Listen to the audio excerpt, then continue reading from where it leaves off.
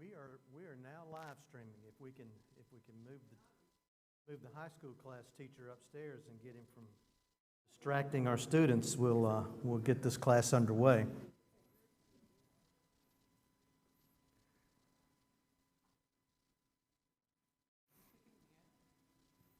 Yes, sir. All right. John, who else is Mike? Okay. All right, Peyton. So let's begin our study with prayer tonight. And gracious Father, we're so thankful for this day that you've given us, and thankful for this time to come together and consider your word from Romans. Help us to see the overall message that Paul has for the Christians in Rome, so that we might understand how we might approach and come about the obedience of faith, and how we might see that you're always the keeper of covenant, and so we can always depend on your promise and always trust in what you say. Father, give us faith, give us wisdom, and give us strength to shine your light in this community and wherever we're at this week. In Jesus we pray. Amen. So we're going to ask Peyton, one of our mic runners, to read verses 18 through 25 of Romans 1. And while Peyton is getting there, John, if you would take 26 through 32. I think it would be helpful for us to read through the subject once as we start the class. None of the classes are really that long to start with. Peyton? 1:18 through 25. Okay. For the wrath of God is revealed from heaven against all ungodliness and unrighteousness of men who suppress the truth in unrighteousness. Because that which is known about God is evident within them, for God made it evident to them. For since the creation of the world, his invisible attributes, his eternal power and divine nature, have been clearly seen, being understood through what has been made, so that they are without excuse. For even though they knew God, they did not honor him as God or give thanks, but they became futile in their speculations, and their foolish heart was darkened. Professing to be wise, they became fools, and exchanged the glory of the incorruptible God for an image in the form of corruptible man and of birds and four-footed animals and crawling creatures. Therefore God gave them over in the lust of their hearts to impurity, so that their bodies would be dishonored among them. For they exchanged the truth of God for a lie, and worshipped and served the creature rather than the Creator, who is blessed forever. Amen. For this reason God gave them up to dishonorable passions. For their women exchanged natural relations for those that are contrary to nature, and the men likewise gave up natural relations with women and were consumed with passion for one another, men committing shameless acts with men and receiving in themselves the due penalty for their error. And since they did not see fit to acknowledge God, God gave them up to a debased mind to do what ought not to be done. They were filled with all manner of unrighteousness, evil, covetousness, malice. They are full of envy, murder, strife, deceit, maliciousness.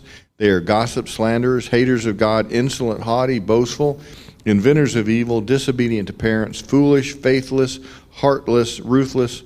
Though they know God's righteous decree that those who practice such things deserve to die, they not only do them, but give approval to those who practice them. Okay, thank you for the reading, gentlemen.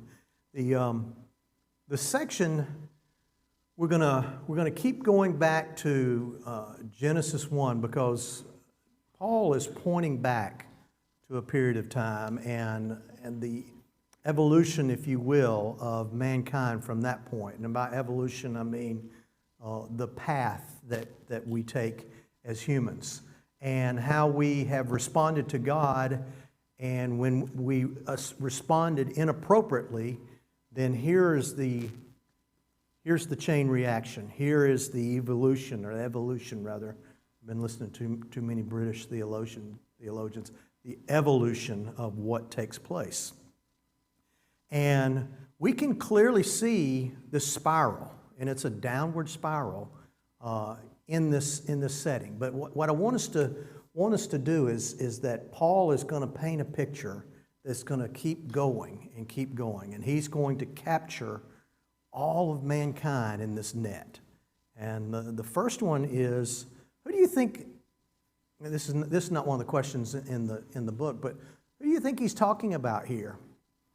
You're going to pick a group of people. And I'm not trying to steer you here. I'm just saying if you're going to pick the audience he's referring to when he starts here in verse 18, who's he referring to?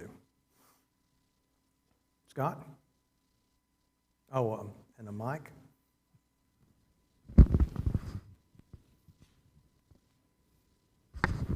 I mean, what immediately jumps to mind for me is Sodom and Gomorrah.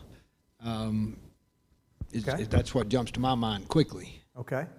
All right. Good answer. Anybody else got any thoughts in what he's talking about here?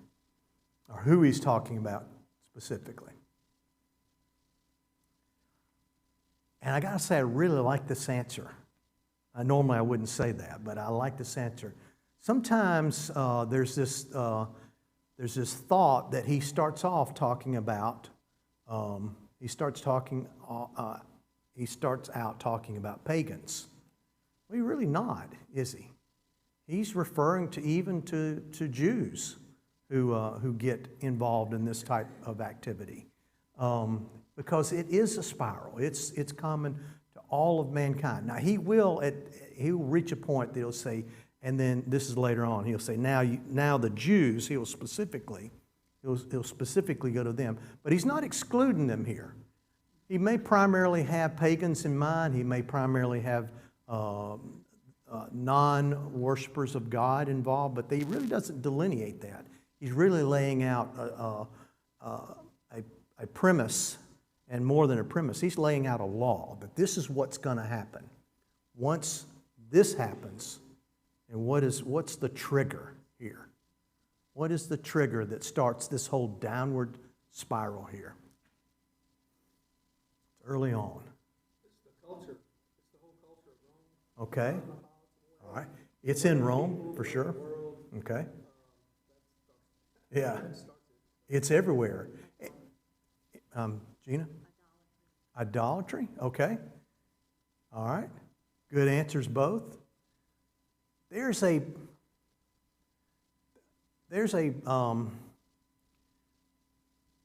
interaction between God and mankind. And mankind can choose, he can choose really one of two paths. I mean, the one path looks like it's got several different flavors, but it's really, one path is, I'm going to honor you, God, and I'm going to do what I can do on my side of the equation to honor you. And then there's the other answer, the other response to God is, I'm not going to honor you. Now, let me ask you this question. Is it conceivable that the person who chooses to honor God and the person who chooses not to honor God, is it possible or even probable that they both get caught up in the same kind of sin? Yes. Yeah. When we read through the list later on, we're going to see things like disobedient to parents. Anybody ever go down that trail? I mean, the peach switch was a excellent tool in my day. I understand in talking to younger people that they don't really believe in the value of a good peach switch. I don't understand that completely. Pardon me? Well, that's a good one though. Yeah, it can be anyone that yeah. That's a good point. There was I remember a 3 foot yardstick being the weapon of choice once when we, well, anyhow,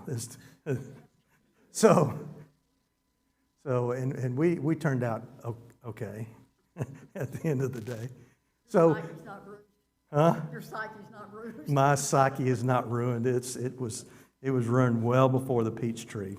So there's this response to God that I don't want to honor you, and then that sends us on this trail. Now I've written down some things.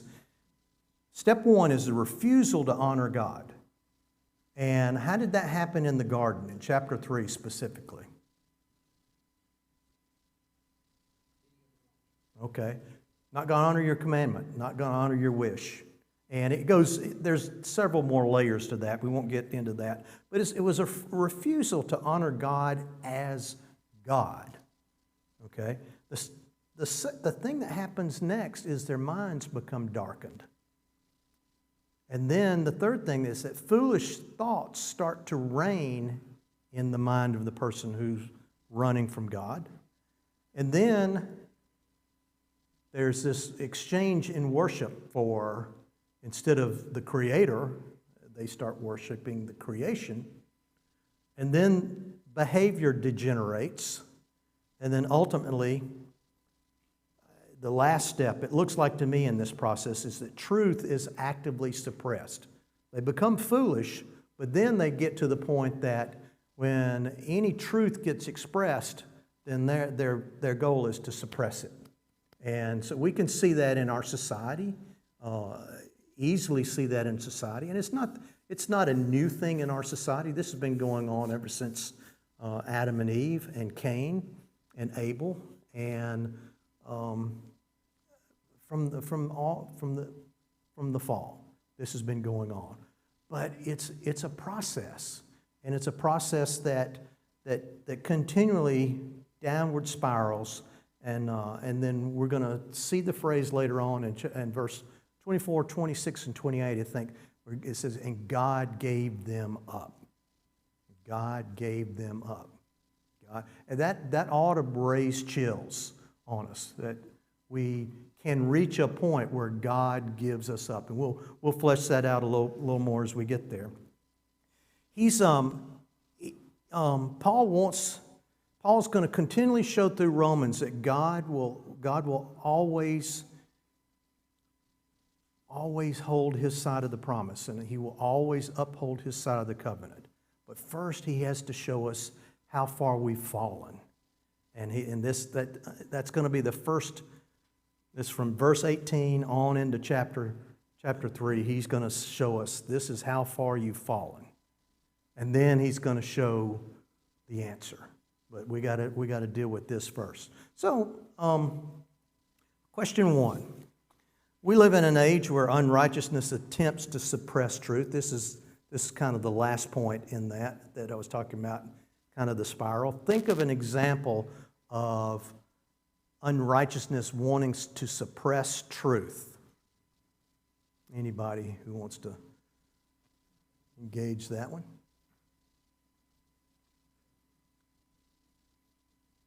Scott, microphone, please.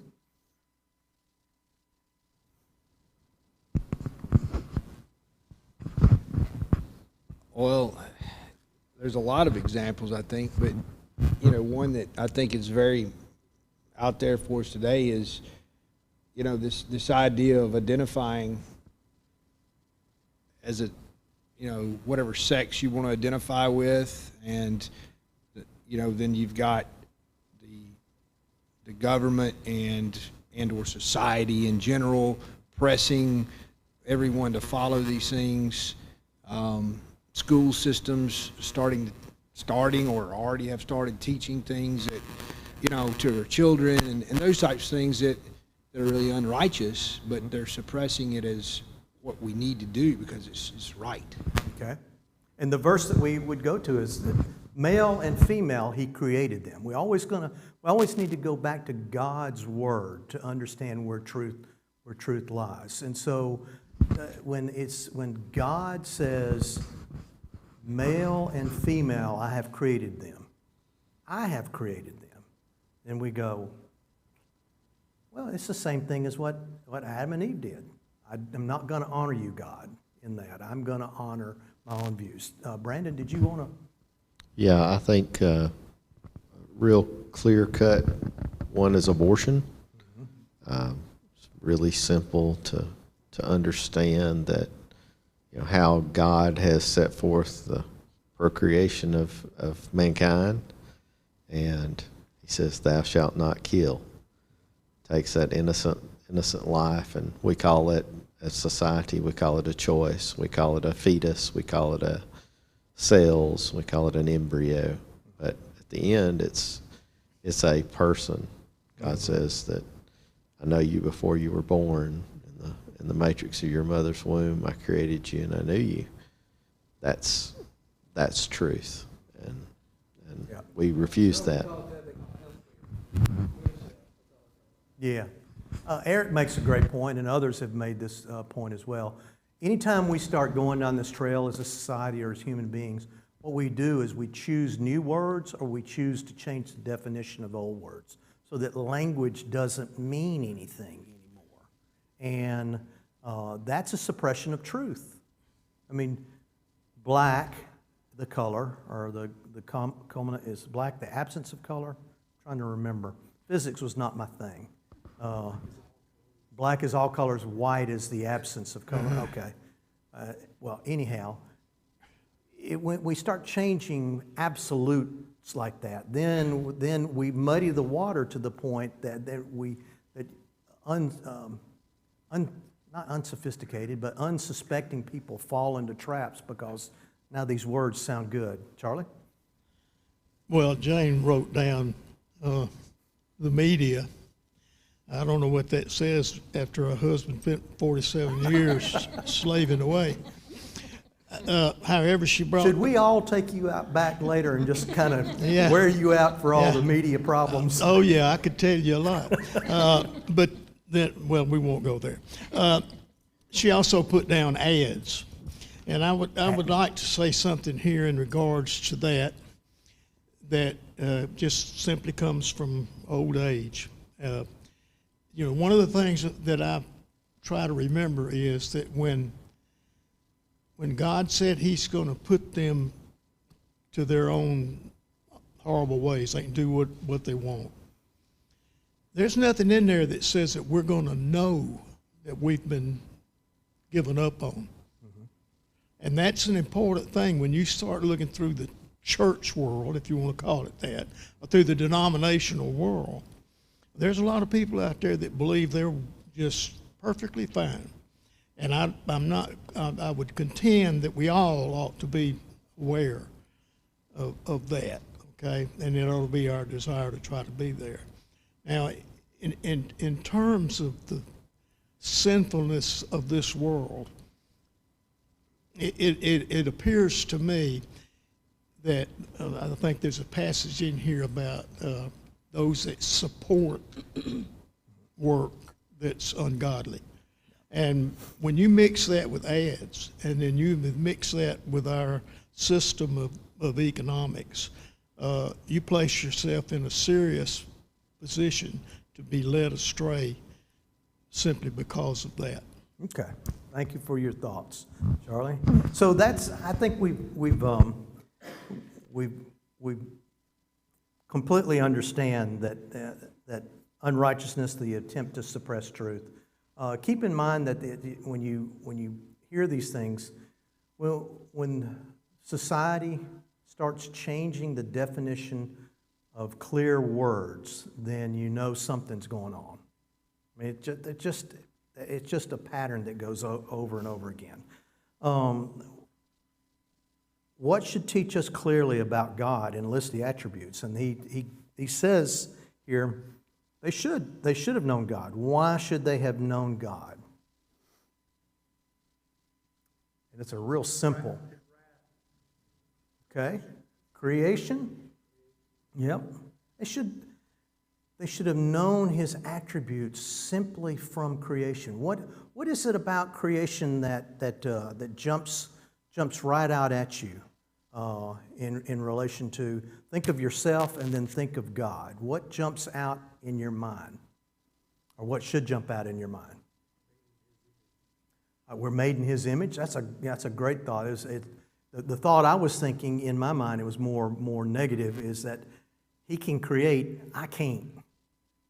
I can't create. I can plagiarize. I can put stuff together, and like if you take nitrogen and oxygen and you bond that together 1 to 1, you get nitrous oxide, which is the funny gas. If you mess that up and put 2 oxygens with two nitrogens with 1 oxygen, you get dinitrous oxide. and that'll kill you. It's just that one. But God made nitrogen and God made oxygen. I can't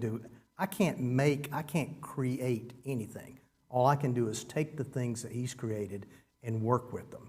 And that's a big difference. We see that. We see that, and we look at great art and we go, "Ooh, I could never do that." Or someone who is incredibly gifted on a musical instrument will go, "Oh, I could never do that." They create great music, they create great art. And that just doesn't even touch the hem of the garment of what God has done in creating the universe. We should see His power, and we should see His nature in creation. And I'm going to run down this trail real quickly. When you look at creation, do you think God appreciates beauty? Yes. I mean, sometimes we don't think of God this way, but clearly God appreciates beauty. Would you think He would appreciate, this is just an opinion, but just a great musical piece like something from Mozart or something from that era? I think God appreciates that sort of thing. And He gave mankind the ability to do things like that.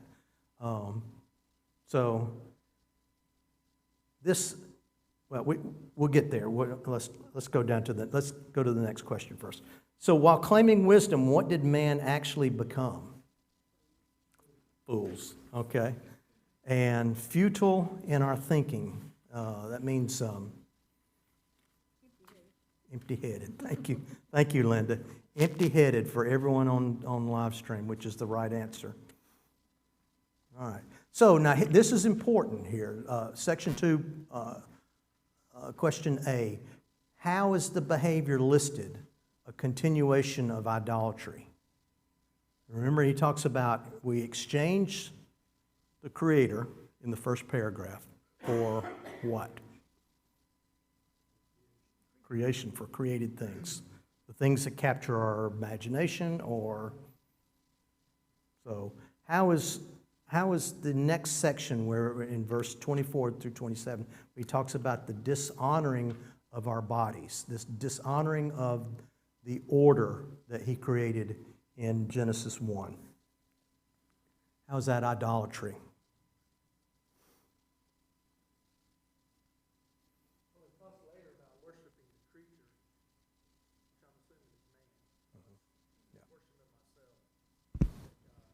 Okay, and Eric's on point there. Scott? Oh, same point. Okay. Yeah, how do we worship the creature? We worship the creature by saying, I'm going to do what I want. And is that any different than what Eve and Adam did in the garden? There's no difference at all. I'm not going to honor God. And keep in mind, that's the first step. I'm just not going to honor Him because I want to do what I want to do. And so we laugh at pagan cultures. We go, how could they possibly take a rock and carve on it and then create this statue and then bow down to it? Well, how do you bow down to yourself? I mean, we don't laugh at that, do we? We really don't. We go, okay, we're much better than the Moabites, and we're much better than the Philistines, and we lift ourselves up because we don't bow down to something that we carved out of a tree, and then we go, wait a minute, God made that tree, God made that rock. Oh, He made me too. And so when I bow down to me and I bow down to my wishes, I'm doing the same thing. It's just a slightly more, we think it's slightly more sophisticated than bowing down to a rock. But it's not. It's the same thing. So, excuse me. This is probably a hard question, and I apologize. Well, I don't apologize for that. We'll cover it. How does when Paul uses the word nature in the created order, how does creation itself teach us that this behavior is wrong? It's a little obscure, but okay, Johnny?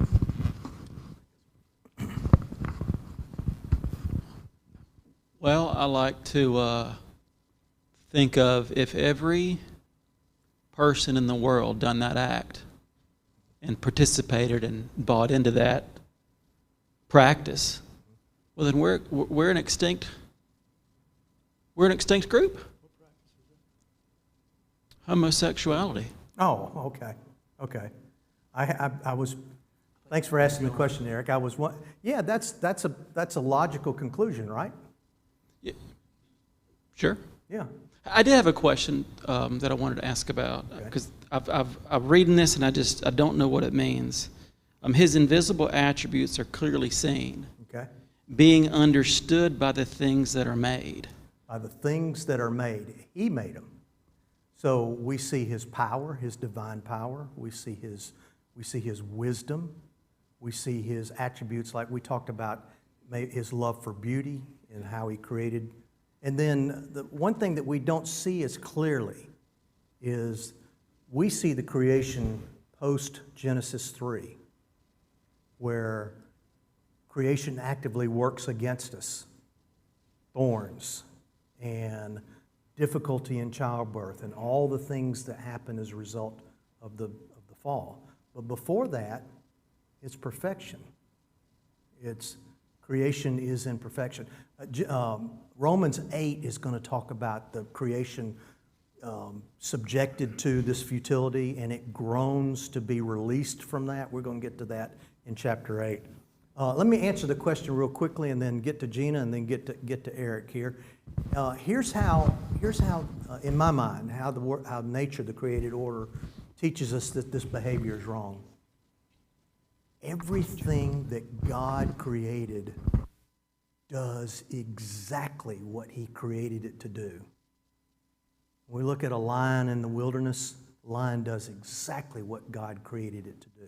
When we look at quantum physics, when we look at light, or we look at energy, or we look at anything that God has created, it reacts exactly like He created it.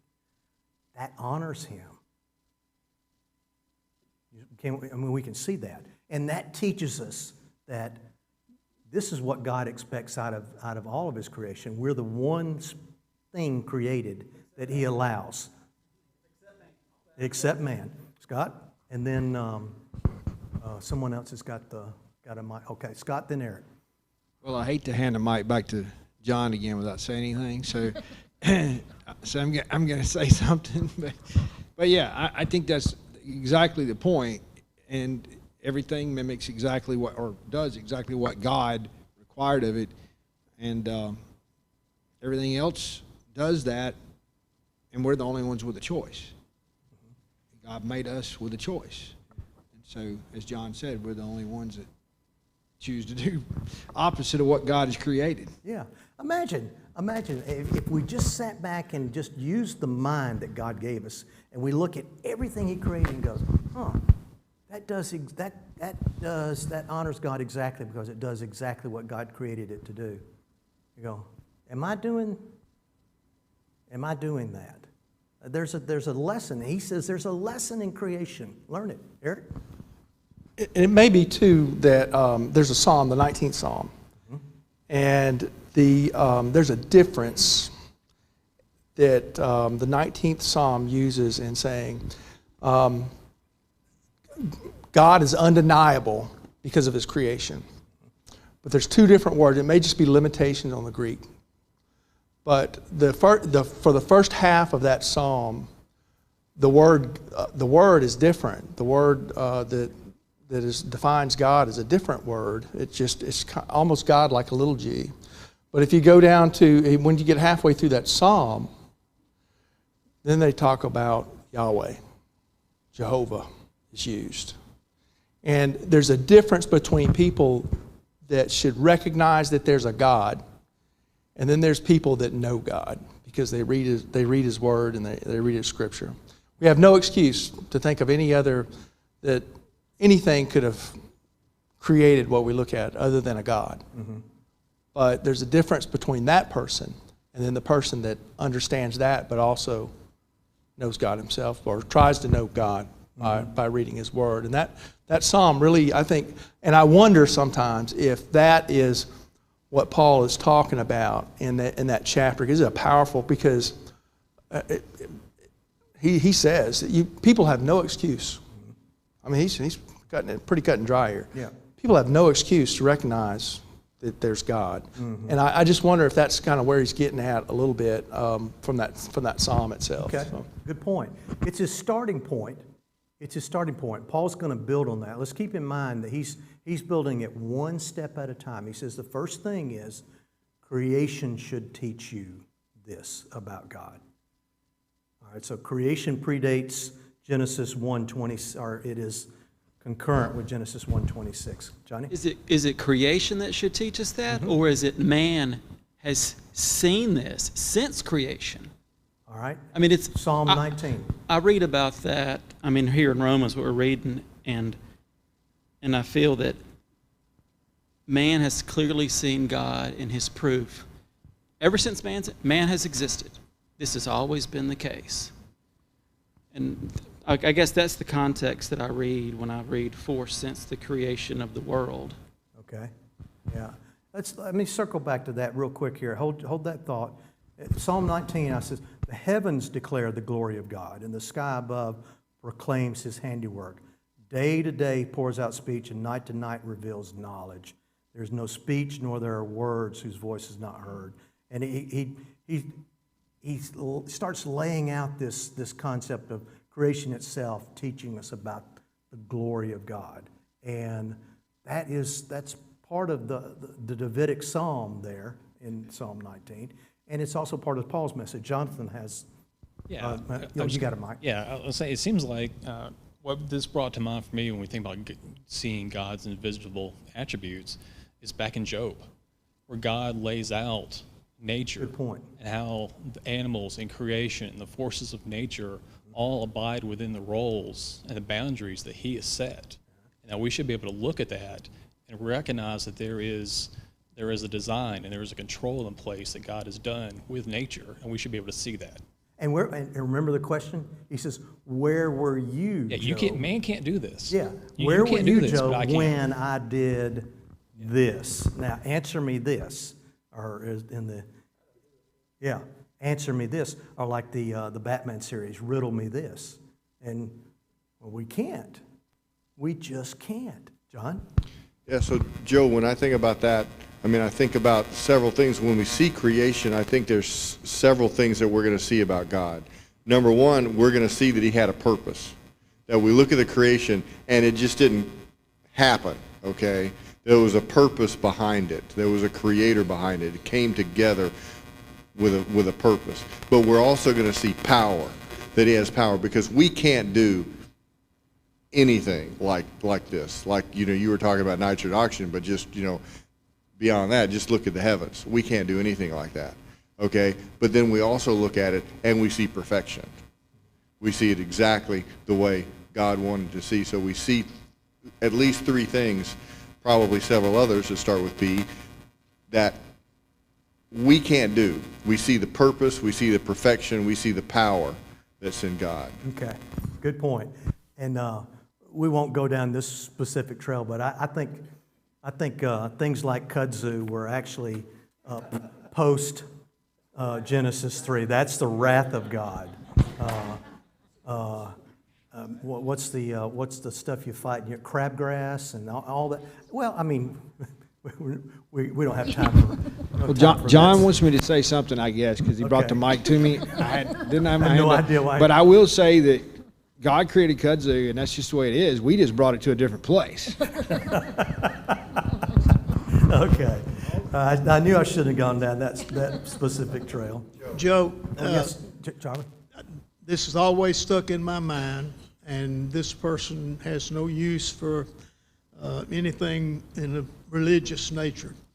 And we're at about 12,000 feet on the west side of the Tetons in 4 or 5 foot of snow, where we sat and watched the sun set to the west with the Tetons in front of us. I bet we didn't say 2 words. And all of a sudden he said, "I will guarantee you the creator of the universe is somewhere close by."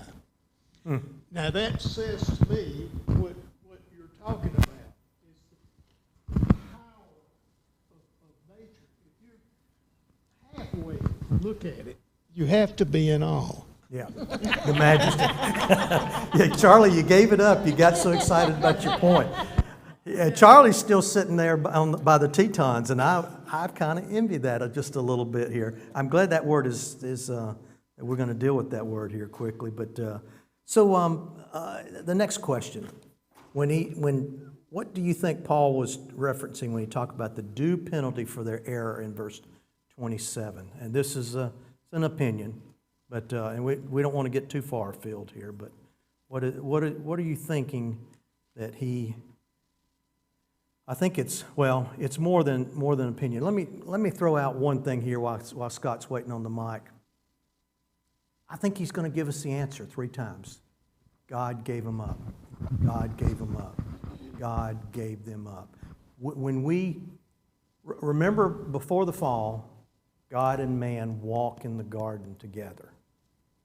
Remember, before the fall, God gave mankind authority over His creation. Over His creation. Now, creation fights mankind. That's part of the fall. I hope we see that clearly. Before the fall, we were masters of the creation. God ordained masters of the creation. After the fall, the creation fights against us. And God points out, you lost your place. You lost your place. Scott? Well, I think similarly to what you're saying, at least in part, is, ultimately sin carries a penalty, in particular, violating the natural order. Mm-hmm. So, again, that natural order was violated from the beginning or shortly after that in man, and it just continues to repeat itself. Right. And obviously there are other things that can go into that as well, I believe, but I think that's the overarching theme. But then God giving you up, to that ultimately is a second death, ultimately. Mm-hmm. But it could be also, in the sense of what he's talking about here, diseases that are caused from these things, even here. So things have been given up because of sin, the violation of the natural order. Yeah, agreed. Let me read a quick little quote from N.T. Wright here. It's one sentence. Human beings were made to know, worship, love, and serve the Creator God. Know, worship, love, and serve the Creator God. When we head down this trail and God gives us up, the very purpose behind our existence, the very purpose that gives us, that fills us and fulfills us and gives us joy, and the things that make us truly human, we turn our backs on, and God gives us up and allows us to fully chase it. And it's this is not extra biblical, but you have to dig a little bit. It's the first death of 3. We die we're not really human anymore. We become something less than what God created. And then the second death is the apoptosis, or death. And then the third death is judgment, and the final resting, or the final landing place for those who lived out the first death. I hope I'm making sense there. There's 3 different deaths. Okay, so we quit being created in God's image, and we die to that image. And then we're all going to die the second death, which is just not breathing and heart not beating anymore, as a result of what we did in the garden, what we continue to do. Okay, well, let's move to section 3 and see. Miss Linda's got a question. The first one you referred to as man's choice. Mm-hmm. I'm sorry. it would be like man's choice is not to be God's image, not to serve as God's image or representative or what have you. Correct. Okay. Yeah. All right. And Terry has hit this phrase several times, but God created us to be priests and kings. And we chose to be our own kings, and we chose to be priest over things that we wanted to be priest over. So we live a first death on this earth where we spiral downward when God gives us up to these things. The final section, we've already talked about. God says this 3 times. What are we being given up to? And it's really, notice the thing that's behind this. When our heart doesn't seek God, He allows our minds to be debased. You notice that? Professing to be wise, we will run down a trail and think, oh, this is wisdom. And God says, you're just showing your foolishness. You're showing your futility. And you become debased in the way you think. And it all starts out with not honoring God. And so He will reach a point and say, okay, you're on your own. I'm not going to. Verse that I always refer to, it's in a series of verses, but we miss it. We miss it so many times. And I'll repeat it over and over again, which is Matthew 28, 18 through 20. He says, go ye therefore and make disciples of all nations. Oh, he says, all authority has been given me in heaven and earth. Go ye therefore and make disciples of all nations, baptizing them in the name of the Father and Son and the Holy Spirit, teaching them to observe all things whatsoever I've commanded you. Verse 20, and lo, I am with you always, even till the end of the age, or end of the world. When we commit to doing kingdom things, God is with us. That's why I want us to see that. God is with us. He's supporting that. And he's to use a sports analogy, He's in the stands clapping. He's in the stands shouting us on. And He's doing more than that. He's coaching us. And He's doing more than that. He's enabling us. He's enabling us. He's giving us strength. He's giving us wisdom. He's given us faith. He gives us gifts. But when we turn, then He gives us up. And that should start, not startle us, but that should wake us up. There are 21 traits of the debased mind here. This is an opinion question, but I really want to get to this in the last few minutes here. Why do you think these are together? And Eric has got, if we could get a mic to Eric here, why are they listed in conjunction with the sexual sins earlier? I think Paul's sending us a message that it can get so bad that these things will start happening. And when these things start happening, you know that your culture, your society is getting flushed. There's a lot. You're getting very Sodom and Gomorrah-ish when things get to this point. Okay. That's why I think. Good point. He attaches it. All right. That's a great point. The society is, to use Eric's phrase and a lot of other folks, your society's getting flushed. Here's a warning to us. It's a warning not to point to specific sins and elevate specific sins, I think, because he rolls on and he throws out some things here that we need to read again. I mean, we all cringe when we hear about the sexual sins of women with women and men with men. But he says, okay, they're full of envy. Okay, they're full of murder. Oh, we don't like that one. They're full of strife. Oh, this little strife is good for us. That's what God says. Then deceit, maliciousness, gossips. Ooh, preacher, you've done quit preaching and gone to meddling there when you start talking about gossip. Do we equate those two on the same level? We don't, and we should. Paul does. So, clearly Paul's getting his preacher voice on later because foolish, faithless, heartless, ruthless. That's a good preacher voice. Oh, mercy sakes. Yeah. You know what's right and wrong. You do what's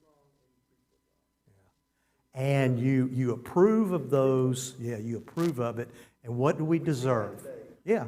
Well, we do see it today. What do we deserve when we do that? And there was a, Scott, okay. And I'm sorry, I was focused on something else. I wanted to hear again, real quickly, what you said. verse 32 is the most damning. Yeah, yeah, Thing that he puts in here, sure. that basically, you know it's wrong, practice it, Yep. and you approve of his teaching. Right, and I think the audience, when you start out again, I think he's talking to everyone, like you said, but there's a concentration, I think, too, of Jews here. When I'm thinking of this, they knew the law. Well, that doesn't mean that everybody else didn't know the law, because again, you have to go back and understand it from creation they did. But the Jews specifically thought, we're the chosen people, and they had the law, and he lists all these things. These, I mean, it's just, Yeah. it should be right in front of our face. And backing off of that just a second here, even those who didn't have the law are included in this because creation itself should have taught you about God to the point that you sought Him out. You sought to honor Him. And when we see that happen, when we see people who are non-Israelites honoring God, like the people we talked about Sunday morning, the folks from Nineveh, when they repented, what did God do? He relented of his destruction, right? And there's a Syrophoenician woman in the New Testament, and then there's other people who show themselves to be God's seekers. Not the least of which is old age has hit me right square between the eyes here. Who is a guy that was baptized 7 times in the River Jordan? Naaman. Thank you. All right. Folks who agree to this sort of lifestyle and approve of what's going on, they deserve to die, just like the people involved doing the acts themselves. Thank you so much tonight. We went a couple minutes over and great comments all around. Thank you.